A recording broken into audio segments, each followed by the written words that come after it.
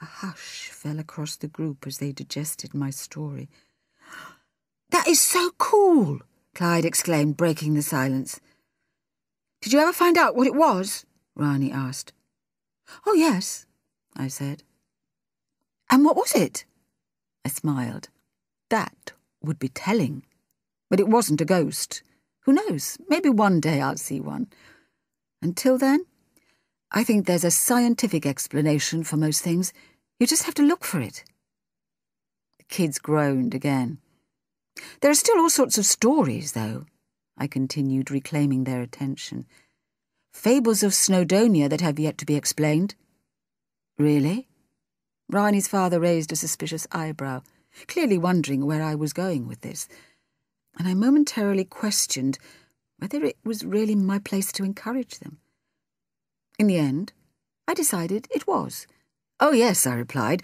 "This place has quite a history, dating back hundreds of years, if not thousands. Druids and Romans, and quite a few interesting cults and creatures that the historical records neglect to mention." "Like what, miss?" asked one of the younger kids. Suddenly, I had them hanging on my every word, and I wasn't sure what to say. Truth is, I was making most of it up. It's second nature. In my life, you get used to adjusting the truth. And in this case, I needed a way to talk with Luke, Clyde, and Rani without any of the other children becoming suspicious. I knew there wouldn't be any time after lights out, so ghost stories seemed the next best way of doing it. And it wasn't like I was lying. Not really. I was just telling different truths.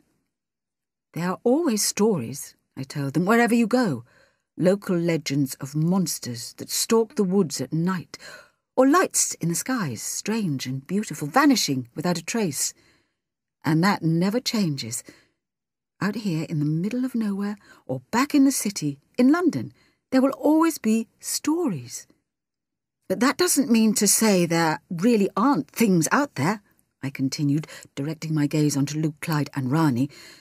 Not that they seemed to realise it at first. "Because there are always things we can never quite explain, everywhere we go, and you'll learn that more and more as you get older. But here..." I threw my arms open to the chilly air around us, gesturing out towards the mountains looming over us. "Here, there's no one to explain things. In fact, for all we know, we might have been the first people to stay in this spot for years. And it might be there's a reason for that.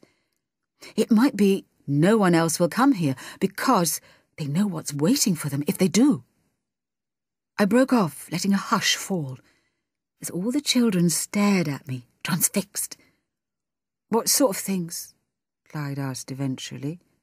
"Things you wouldn't believe," I told him. I was really getting into my stride by this point. "They speak of creatures that prowl the wilds of Snowdonia, feasting on the night. Creatures that just watch and wait, biding their time. And they could be watching any one of you, right now." Again, the kids fell silent as I looked around the group, and I even caught a few of them glancing over their shoulders, and the relief on their faces when they realised there wasn't anybody there.